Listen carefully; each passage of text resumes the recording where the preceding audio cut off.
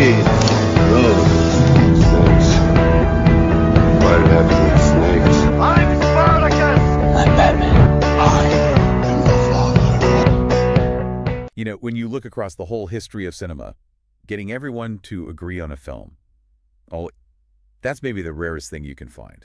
Critics bicker, audiences are split, and sometimes what one generation loves, the next just forgets. But then you sent us these sources about a film that just seems to float above all that noise. It's like a cinematic unicorn. It really is. So today we're doing a deep dive into the 1956 French short film, The Red Balloon, or Le Ballon Rouge.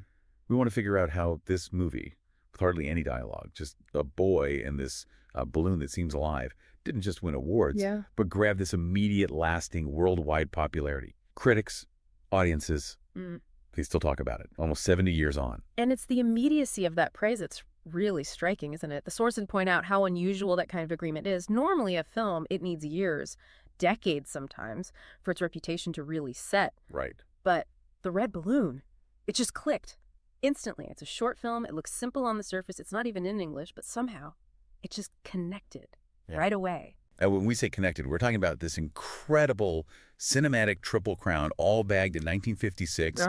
This little film, it worked away with an Oscar for Best Original Screenplay, which is just fascinating for a film with so few words. Exactly. BAFTA and the Palme d'Or at Cannes. I mean, that level of critical love all at once. It's pretty remarkable. It is. And it's not just critics. Viewers love it, too. It's still holding an 8.1 on IMDb. That tells you right off the bat, the story, even though it seems uncomplicated, must be doing something really profound in how it's told.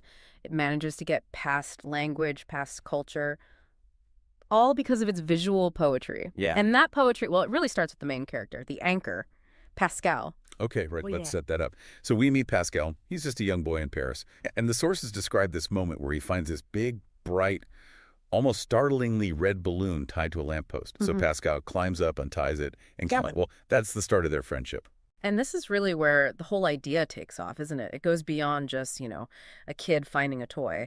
The source material says the balloon immediately forms this attachment. It literally has taken on a life of its own. It's not just a prop, it is a character. It follows Pascal absolutely everywhere, whether he's holding the string or not. They become inseparable. It feels like real loyalty. And that loyalty gets tested pretty much straight away.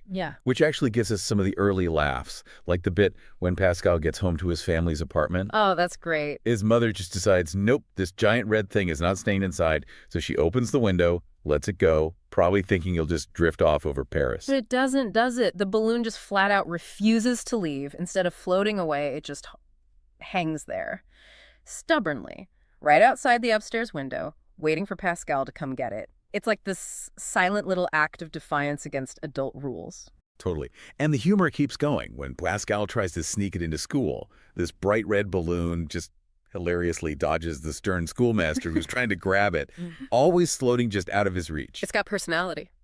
But the conflict gets darker pretty quickly. It moves beyond just being annoying to adults. We shift from the grown-ups seeing it as a nuisance to other kids seeing it as, well, either something they want or something they have to destroy because they can't have it. Exactly. And the source material draws a clear line there. The parents, the teachers, they're just sort of jaded, maybe.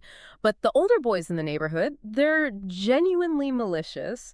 They get really jealous of Pascal and his magical, loyal balloon friend, and they explicitly chase it down, intending to kill it. That really shifts the tone, doesn't it? It goes from this gentle comedy to something more like a chase thriller, almost. Pascal's desperately trying to save his friend. And that tension, that desperation, it's all amplified by how the film looks. The setting and the balloon are deliberately set against each other. Let's talk about that visual contrast because it's key. Oh, absolutely. The visual language might be the single biggest reason for its universal appeal. You have to remember the context. Paris, 1956.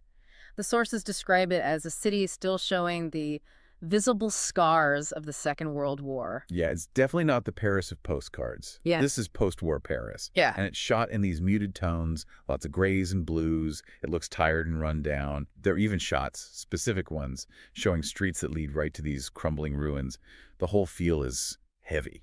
Muted, exactly. And then bang. Against that weary reality, you have this balloon. It's described as vivid red. It practically jumps off the screen. It really does. And that bleak, almost grayscale background isn't just incidental, it's the canvas. The review points out this worn-out setting makes that vibrant red balloon seem all the more lifelike. It instantly becomes this powerful symbol, doesn't it? Hope, imagination, life, surviving amidst the decay. I think what's genius about it is that the bleakness almost gives you permission to believe in the magic. You see the real scars of war, the rundown streets, and suddenly a loyal, sentient balloon. It doesn't feel less real than the dreary apartments, maybe even more necessary. It creates this kind of heightened reality, yeah. And that brings us to the question everyone asks about this film. How on earth did they do that? Right. This is where the crack is just. Yeah. Wow. It's 1956. No modern special effects, no easy CGI fixes. And yet the sources call the way the filmmakers brought that balloon to life at, making it move with intention, with feeling astonishing. It really is. The reviewer admits being left wondering how they managed to achieve some of the movements. And while the source doesn't spill the beans on the method, which kind of keeps the magic alive, we can piece together the likely techniques from that era. That's the deep dive right there. Yeah. I mean, without digital tools, what are we probably looking at? Well, we're almost certainly seeing a really clever mix of things. Forced perspective, probably, very careful staging, and some incredibly precise rigging. Think invisible fishing lines, maybe fine wires, operated by crew, hiding just out of frame, moving super carefully. They'd likely use clever editing, too, like jump cuts or cutting on action, to switch between the balloon being physically tied for simple moves and then remotely maneuvered for those complex following scenes. Right. The fact they could pull this off so seamlessly without leaving obvious clues, that's what made it technically amazing back then, and it's why it still holds up. It's just painstaking practical effects work, all designed to create that sense of wonder. And because that technical skill felt so real, so convincing, it let the film rely almost entirely on the visuals. Like you said, there's very little dialogue. The balloon's movements, its defiance, its joy, its fear, that becomes the dialogue. Exactly. Which makes it understandable for anyone, anywhere. And that leads you right into the film's core theme, that contrast between Pascal's innocence and everyone else's. Well, jadedness. Pascal himself is described as naturalistic. He never overacts, just keeps this pure sense of wonder about his amazing balloon friend. But the adults, they're the perfect counterpoint. Jaded, tired, and uninterested. That's how the source puts it. They can't see the magic, the life in the balloon. To them, it's just a problem and nuisance. One review even compares the balloon's behavior playful, maybe a bit provoking, to an energetic puppy. Oh, that's a great analogy. It really is, isn't it? Because puppies are energetic. They're playful. They can be disruptive. A kid sees the fun in that chaos. But an overworked, tired adult, they just see a mess, something else to deal with. Right. The balloon isn't trying to be annoying. It's just trying to be playful. But through the tired eyes of post-war Paris, even simple joy can look like an intrusion. It really drives home that whole idea about innocence versus experience, doesn't it? Yeah. But hang on, let me push back on that a bit. The sources call this a lovely, gentle, and engaging film. And yet, the climax involves this really quite vicious chase scene. And the balloon, Pascal's friend, is tragically destroyed by these boys. How can the film be called gentle when it has that level of, well, emotional violence? That's a really important question, and I think it speaks volumes about the power of the film's ending. The sources describe the overall experience as gentle, likely because of how the film resolves that trauma. It doesn't shy away from the malice, it confronts it directly. Okay. But then the final scenes offer this absolutely breathtaking, imaginative, and ultimately uplifting resolution. It's described as a very fitting ending to a fantastically imaginative story. So you get this emotional gut punch, definitely. Yeah. But it's followed by this stunning moment of, well, imaginative redemption. It reaffirms that wonder still exists, even after one source of it has been cruelly taken away. Okay, so the gentleness isn't about avoiding the pain. It's about the ultimate message that wonder, once you found it, can't be truly extinguished, even by destruction. Precisely, and endures. Okay, shifting gears a little. Let's try to synthesize this.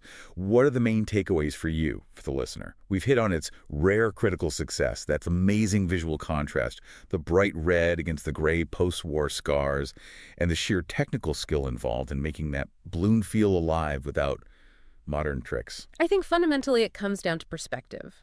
The source material really paints the film as a kind of mirror. It shows how easily we, especially as adults, can lose the ability to see magic right in front of us. Right. That balloon. It's either a wonderful, magical friend, or it's just an annoying nuisance. And the only difference is how you choose to look at it. When you're dealing with a tough reality like post-war Paris, being able to see wonder isn't just nice, it's almost an act of defiance, isn't it? An act of imagination. And managing to create such huge emotion, such a complete story, with so little minimal words, simple objects, just a boy in a balloon, that's profound filmmaking. It really is. Yeah. So maybe here's something to think about. If this classic film from 1956 managed to convey universal wonder using just visual contrast and movement, what important details might we be missing in our own busy, complex, tech-filled lives today simply because they don't have that vivid red to grab our attention? You know, what hidden magic are we overlooking because our default setting is just to see the nuisance? Is there a metaphorical red balloon floating just outside our window that we're not seeing? Something to maybe consider the next time something simple, something unexpected asks for a second look?